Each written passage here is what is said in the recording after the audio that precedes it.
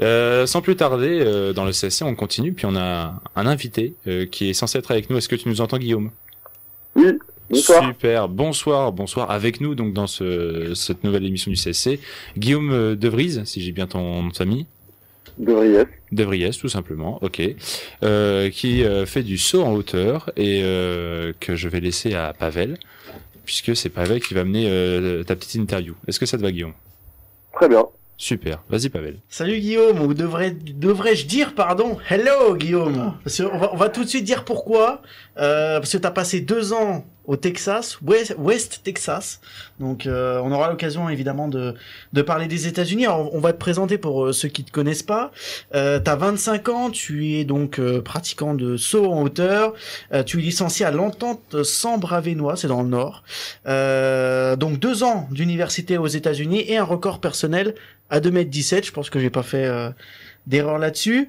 En premier lieu, il y a un choix qui peut interpeller, parce que généralement quand on est jeune, on se dit pas forcément en premier lieu je vais faire de l'athlétisme. Comment ça t'est venu le saut en hauteur finalement? Bah en fait, j'ai fait de l'athlétisme parce que mes parents m'ont inscrit là quand j'étais relativement jeune, c'est-à-dire 6-7 ans, et parce que j'étais un peu hyperactif. Donc j'ai fait de l'athlétisme, j'ai fait un peu toutes les épreuves, très polyvalent. Et puis à un moment, je me suis spécialisé vers le lycée. Mhm. En arrivant au sport-études, j'ai fait sport-études à Lille, au lycée Baggio. Et je suis arrivé un petit peu par hasard sur une compétition et pour faire du saut en hauteur pour combien. Ok, Et ouais. puis bah, j'ai vraiment pris du plaisir. Je me suis plutôt bien débrouillé. Et du coup, je pense que j'avais vraiment trouvé ma voie là-dedans. Ouais.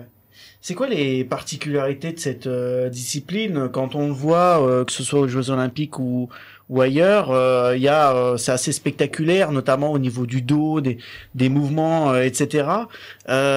Finalement, c'est quoi les particularités selon toi du saut en hauteur? Bah, je trouve que ce qui est beau dans cette discipline, c'est que c'est un mélange entre des capacités physiques pures et dures qui doivent être excellentes. Faut être plutôt souple, faut être fort, faut être explosif. Et en même temps, il y a tout un aspect technique qui est super important et en général, l'un ne va pas sans l'autre. Mm. Et c'est ce qui est intéressant de mettre en place, d'analyser, et de prendre les points forts et points faibles de chacun. Ouais. Alors, il y a ce choix d'université, j'en parlais. C'est vrai qu'on dit souvent que les États-Unis sont réputés pour les universités, que ce soit au tennis ou ailleurs, et notamment en athlétisme, c'est assez émergent. Pourquoi t'as fait ce choix de partir au Texas et comment t'as vécu cette expérience de 2 ans? Alors, en fait, j'ai fait un bon moment à m'entraîner au Krebs à Wattignies. Et je commençais à avoir envie de voir autre chose, envie de bouger à l'étranger, m'imprégner d'une nouvelle culture. Et j'ai été contacté par des agences. Il y en a de plus en plus et ça se fait de plus en plus pour envoyer des athlètes de certains niveaux aux États-Unis contre des bourses. Et du coup, je me suis dit bah pourquoi pas. Ça pouvait être la bonne occasion de tirer un bénéfice de l'athlétisme et puis de vivre une nouvelle expérience comme je l'entendais et ça pouvait être pas mal pour ma progression. Donc je me suis lancé et je voulais un petit peu corriger. Au début, j'ai fait 1 an dans le Tennessee où ça s'est pas super bien passé. J'ai eu un petit peu de mal pour m'intégrer et j'ai fait un choix de fac un petit peu trop précipité, je pense. Et après, j'ai décidé de transférer en gros. Et je suis parti dans le Texas où là, ça a été une super expérience et bah, ça a été bénéfique en tout point. C'est d'ailleurs aux Soit États-Unis. personnel. Ouais, c'est d'ailleurs aux États-Unis. Je me permets que tu as eu ton record personnel à 2,17 m. C'est pas une petite hauteur, 2,17 m. C'est quand même un beau record en France. Ouais, c'est gentil. Ouais, du coup, ben, je m'y attendais sans m'y attendre, mais j'ai bien progressé là-bas et c'était intéressant d'évoluer dans une manière de s'entraîner différente, une manière d'aborder les compétitions qui était différente, etc. Donc c'était bénéfique. Ouais, c'est justement ce que j'allais te poser comme question. Tu voulais voir une autre culture, tu dis. T'as constaté quoi, pardon, comme principale différence entre la France et les États-Unis en termes d'entraînement, d'infrastructure, etc. Alors déjà en premier lieu, la place du sport aux États-Unis, elle est vraiment centrale. C'est un élément phare dans la vie d'une université.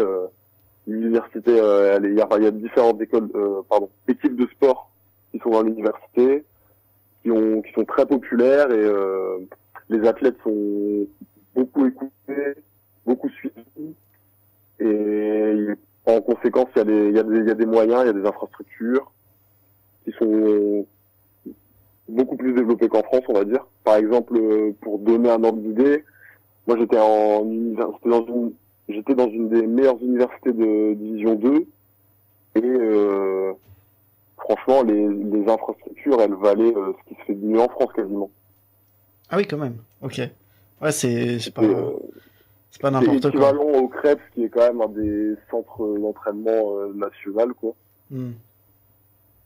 Ok. Ouais. Donc ça fait une différence assez costaude. Avant de passer peut-être la parole à mes collègues, il y a un de tes premiers meetings, si je ne m'abuse, de cet été. C'est ce week-end du côté de Gravelines avec un énorme plateau en 100 hauteur. Je crois que c'est la compétition. En plus, elle est labellisée par la fédération. Comment t'abordes cette première échéance, une des premières échéances de cet été, même si on est que mi-mai? Ben, à la vue du plateau et de la période de la compétition, je suis assez excité. J'ai hâte de concourir. Et en ce moment, je suis un peu en recherche de sensations et j'ai un peu bouleversé ma manière de sauter. Et j'ai remarqué que c'est en compétition que c'est là où les choses se mettent en place le plus facilement. Du coup, j'ai hâte d'y être et le fait qu'il y ait de l'adversité autour de moi, je pense que ça va me stimuler et avec un plateau comme ça, je pense que ça va être intéressant. Ok. Pas mal. Ok. Bon, je sais pas si des collègues ont des questions, peut-être. Alors moi j'en aurais une. Bonjour Guillaume. Un petit peu dans la continuité de ce que Pavel vient de dire par rapport aux États-Unis, on sait notamment que Emmanuel Macron avait donné une critique des installations françaises et du sport français à la suite des Jeux Olympiques de Tokyo. On accueille les prochains en 2024. Toi qui as justement vécu cette différence-là, qui a pu la constater et qui surtout l'a un petit peu comprise, est-ce que tu penses que en France on a la possibilité de faire, alors pas comme aux États-Unis parce que là vraiment c'est poussé à l'extrême, mais de se rapprocher un petit peu de ce système, ou en tout cas qu'est-ce que ça apporterait aussi en France aujourd'hui de ton point de vue en tant que sportif? Je pense que le système il met pas vraiment en valeur les gens qui souhaitent s'investir dans du haut niveau. Je pense que en général c'est un peu au détriment des études ou d'une vie professionnelle vraiment poussée. En gros, on met un petit peu entre parenthèses ces aspects-là pour se consacrer au sport. Et c'est vrai que les sportifs et les résultats forcément, ils gagneraient à essayer un petit peu de plus combiner les deux. Après, j'ai pas de solution miracle, mais je pense qu'il y a beaucoup de choses à refaire. On fera une petite dédicace quand même à Yves Girard. Yves, ton entraîneur au Krebs de Wattignies, qui évidemment est un entraîneur dévoué et qu'on sait très impliqué pour ses athlètes. C'est bon pour mes collègues. Écoute Guillaume, peut-être Elie. Non, c'était pour juste savoir, rebonsoir Guillaume, pour savoir quels enjeux, quels objectifs tu te fixais là à court terme et à moyen terme pour les prochaines, cette saison et puis les prochaines à venir. Alors pour cette saison, j'aimerais bien me qualifier aux Jeux méditerranéens. Donc à mon avis, pour y parvenir, il faudrait que je saute de mètre 22, de mètre 23, je pense.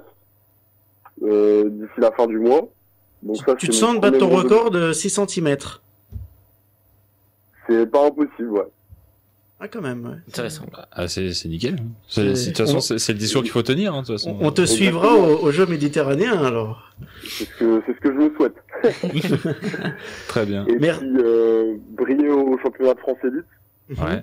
aussi. Et ensuite, pour les saisons à venir, on verra. Je vous avoue, je sais pas trop. Je prends saison après saison. Los Sauf- Angeles 2028 peut-être. Pourquoi pas, en effet. Un petit retour aux C'est dans un coin de États-Unis. ma tête. Ça te ferait quel âge? J'ai 25 ans là. Donc 25, tu calcules, tu Plus rajoutes 6, 31. 2, ouais. Ça, 31 au son hauteur, c'est comment? C'est âgé, c'est normal? C'est normal. C'est normal. Ok. Alors t'es à Los Angeles. T'es à Los Angeles, c'est bon. Reste aussi optimiste que ça, tu iras loin, tu iras haut, Guillaume. C'est parfait, c'est magnifique. Merci. Merci infiniment Guillaume d'avoir été avec nous et puis on te souhaite évidemment bon courage pour Gravelines et pour cette une des premières compétitions avec un énorme plateau. Voilà. Bah, merci à vous en tout cas. Merci, Merci Guillaume, beaucoup. bonne soirée, à bientôt.